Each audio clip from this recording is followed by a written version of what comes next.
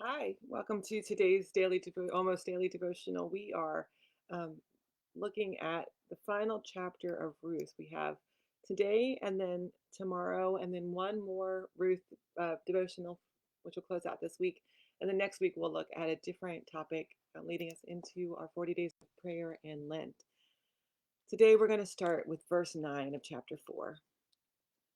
Boaz announced to the elders and all the people, "Today you are witnesses that I've bought from the hand of Naomi all that belonged to Elimelech, and all that belonged to Chilion and Mahlon, and also Ruth the Moabite, the wife of Mahlon, I've bought to be my wife, to preserve the dead man's name for his inheritance, so that the name of the dead man might not be cut off from his brother, or from the gate of his hometown. Today you are witnesses." Then all the people who were at the gate and the elders said, "We are witnesses.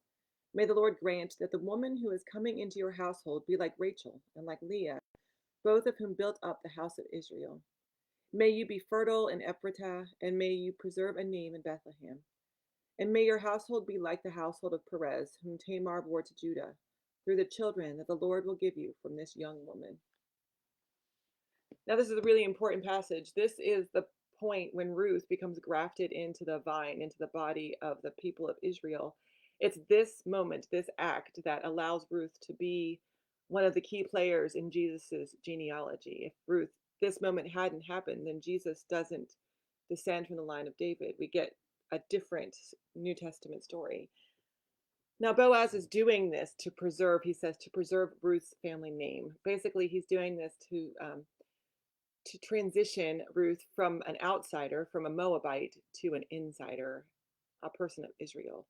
She's now considered part of their family, the people of Bethlehem. And so if and when Boaz dies, Ruth is not stuck anymore like she was before as an outsider. Now she's going to be cared for by the people of the city. She's one of them. It makes me think about at church and in our faith communities and in our families what it requires for someone to become one of us.